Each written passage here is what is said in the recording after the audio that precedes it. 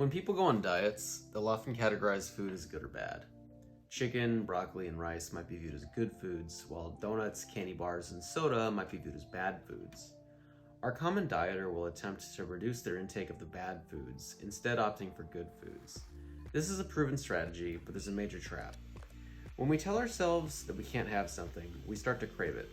These cravings can grow out of control, causing us to become anxious, obsessed with food, and possibly go on a binge.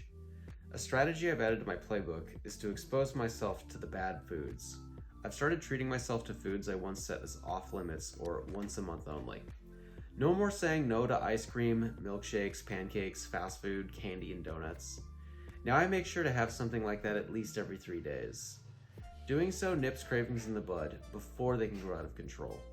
I stopped saying no to my desire for tasty treats and found ways to work them into my lifestyle while still losing weight.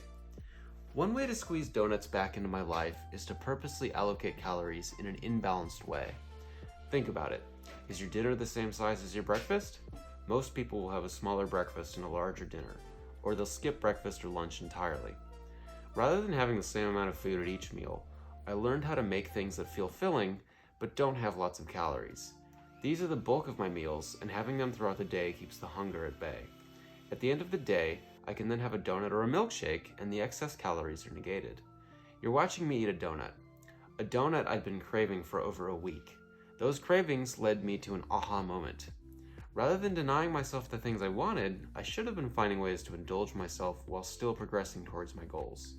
I estimated the entire donut to be about 600 calories.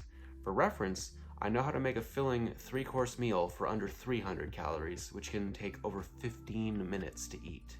So the idea of nomming a tiny little donut that has twice the calories and which I could eat in less than 5 minutes did not appeal to me. But for my sanity, I had to have some donut. By cutting the donut in half, I not only halved the calorie count from 600 to 300, I also doubled the enjoyment, as I then ate the second half on the following day. I'm a Jell-O fiend and love chocolate and custard donuts, so by whipping up a bowl of Jell-O, I was able to dip my donut, giving me a chocolate custard experience. These bowls of Jell-O are only 90 calories, meaning that this dessert is just 390 calories. Having lots of Jell-O helps stretch out the dessert, but I also practice mindful eating. I make sure to taste each bite so that I can fully experience the treat before I swallow. In this case, it's a warm and chewy fried donut with a band of cinnamon twisted within, wrapped in an oil-fried exterior coated with cinnamon and sugar. The next time you think, I shouldn't have that, I'll get fat, instead ask yourself, how can I have that without getting fat?